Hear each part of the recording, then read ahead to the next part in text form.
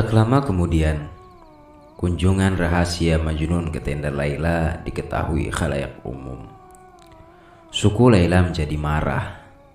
Siang dan malam mereka berjaga-jaga di sekitar tendanya untuk mengantisipasi kembalinya sang penyelinap.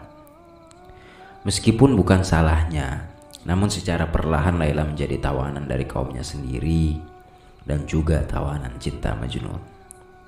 Majnun terus menjelajahi pegunungan serta gurun tempat berkelana suku Najd, dan ia semakin jauh dari sukunya sendiri. Berselimutkan kain compang-camping, ia berjalan tanpa tujuan di tengah gurun, menciptakan ode dan soneta yang dinyanyikannya dalam nada sedih untuk dirinya sendiri. Yang dapat dipikirkannya hanyalah cintanya untuk Laila. Makanan, tidur, keluarga, serta teman-teman tak pernah ada bagi hatinya yang hancur. 2 atau 3 orang temannya yang biasanya menemaninya dalam perjalanan malamnya menuju tenda Laila telah lama meninggalkannya karena tak sanggup menghadapi perubahan emosi Majnun. Mereka akhirnya turut menganggapnya gila karena cinta. Siapapun yang melihatnya dari kejauhan pasti akan menunjuk-nunjuk dan berteriak, "Itu dia, itu si Majnun, si gila yang dulu dikenal sebagai Kais. Itu dia si bodoh yang menimbun terlalu banyak rasa malu dan celah pada dirinya dan juga sukunya." Hal itu memang benar. Tak ada seorang pun anggota sukunya yang tidak merasa malu akan tingkah laku Majnun.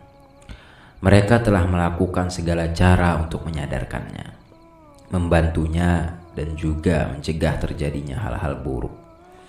Namun bagaimana caranya agar dapat menasihati seseorang yang telah terbakar oleh api? Bagaimana caranya menghentikan air mata yang begitu derasnya? Hanya dengan kata-kata. Meskipun mereka telah mencoba segala cara, namun masyarakat di suku itu tahu betul bahwa situasi itu tak dapat dibiarkan begitu saja. Kondisi kejiwaan Majnun, reputasi keluarganya, kehormatan seluruh suku, semuanya kini dipertaruhkan. Tidak dapatkah ayah Majnun, Sayyid, melakukan sesuatu? Bagaimanapun juga ia adalah pemimpin suku Banu Amir. Dan jika ada seseorang yang harus melakukan sesuatu yang positif, maka ialah orang itu. Namun demikian, Sayyid, seperti halnya semua orang di sekitarnya, tak dapat berbuat apa-apa. Siapa yang dapat memutar balik waktu dan mengubah jalannya takdir? Lagi pula, kini ia hanyalah seorang pria tua. Bebannya selama bertahun-tahun semakin besar dengan kegilaan putranya. Satu-satunya hal yang dapat dilakukannya hanyalah berdoa bahwa Majnun akan sadar dan kembali menjadi Kais. Namun kondisi putranya tak juga membaik dan Majnun tetap menjadi Majnun. Keadaannya berubah dari buruk menjadi semakin buruk. Begitu buruknya keadaannya hingga ayahnya tergerak untuk mengadakan pertemuan dengan para tetua suku untuk membicarakan serta mencari pemecah masalah tersebut. Para penasehat suku berkumpul di tendanya. Sayyid meminta mereka semua untuk mengatakan apa saja yang mereka ketahui. Satu persatu mereka maju ke depan dengan cerita-cerita mereka tentang Kais dan kegilaannya. Setiap cerita terdengar lebih mengerikan dari sebelumnya. Hati Sayyid terasa semakin berat dengan setiap saat yang berlalu. Akhirnya, setelah mendengar cerita demi cerita itu, ia berkata, "Tampak jelas bahwa putraku telah kehilangan.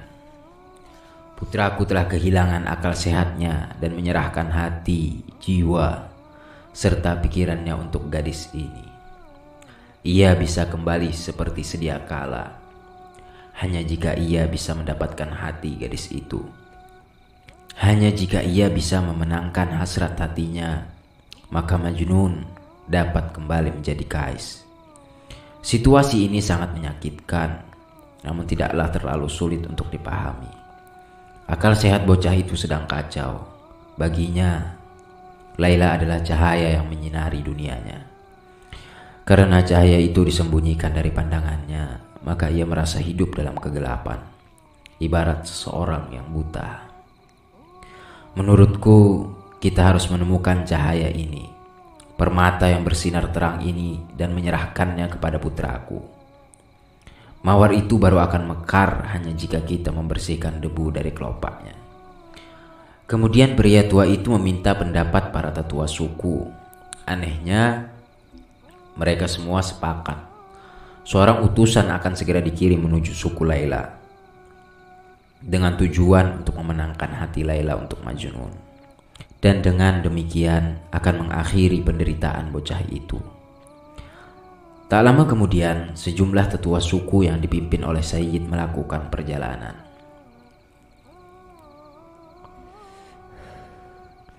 Tak pernah ada sejarah perseteruan di antara kedua suku ini. Karena itulah Sayyid merasa yakin bahwa hasil dari perundingan ini akan menguntungkan putranya. Dan begitulah ia beserta para tetua sukunya diterima dengan ramah tamah oleh masyarakat suku Laila, yang memperlakukan para tamu mereka dengan baik. Sang tuan rumah kemudian bertanya kepada Sayyid tentang maksud kedatangannya. Apakah ia membutuhkan suatu pertolongan? Apakah ia membutuhkan bantuan suku mereka dalam suatu peperangan? Sayyid menelan ludah dan menatap mata ayah Laila. Tuan yang saya hormati, kata Sayyid. Saya datang kemari untuk mempererat hubungan baik yang selama ini telah terjalin antara kita. Saya datang untuk meminang putri Anda atas nama putra saya, Kais. Semoga mereka dapat saling menerangi satu sama lain. Tak ada cinta yang lebih besar daripada cinta kedua anak kita. Dan saya tak melihat adanya halangan apapun untuk mengantisipasi kemungkinan Anda akan menolak untuk mempersatukan mereka. Saya tak merasa malu untuk menyatakan permintaan ini secara terbuka. Seperti yang telah Anda ketahui, tak ada satupun di antara kita yang kedudukannya lebih tinggi daripada saya. Tak ada yang menyamai kekayaan saya. Dan pendukung saya tak terhitung jumlahnya. Saya bisa saja menjadi teman yang sangat berharga, namun saya juga bisa menjadi lawan yang hebat. Apapun yang Anda minta sebagai mahar akan saya berikan. Dan lebih banyak lagi, saya bukanlah orang yang menuntut adanya perayaan.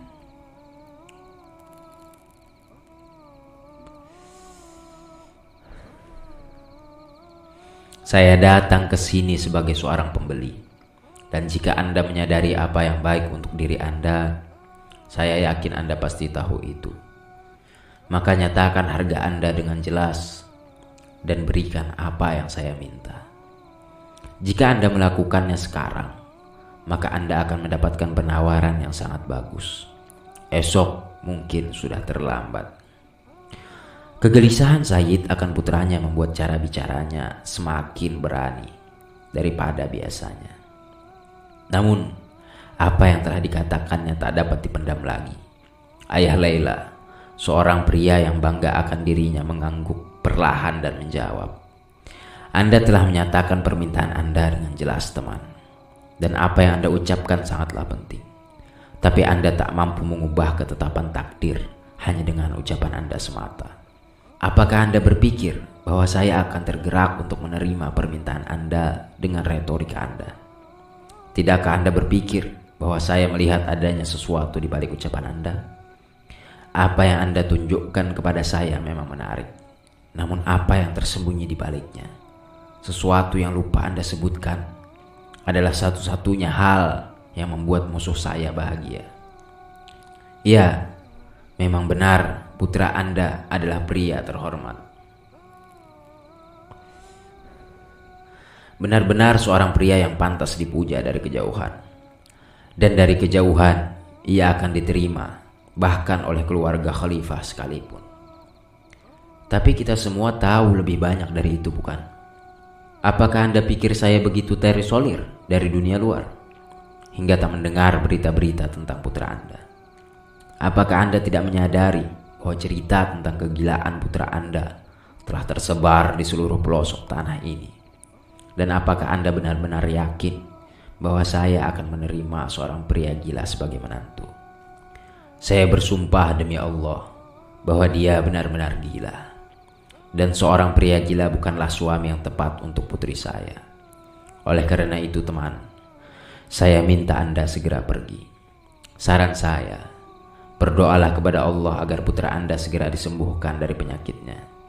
Sebelum ia sembuh, saya tak mau mendengar tentang perasaan cinta ataupun pernikahan antara dirinya dengan putri saya. Saya harap teman, bahwa ucapan saya jelas dan dapat dipahami. Sayyid tak memiliki pilihan lain selain menarik kembali permintaannya dan pergi. Ia tak dapat menerima kekalahan dengan mudah. Dan ucapan ayah Laila telah menyengatnya bak sekumpulan lebah. Namun demikian, apalagi yang dapat dilakukannya selain mengalah? Jadi begitulah, ia kembali menemui Majnun dengan tangan kosong dan tak mampu berkata apa-apa.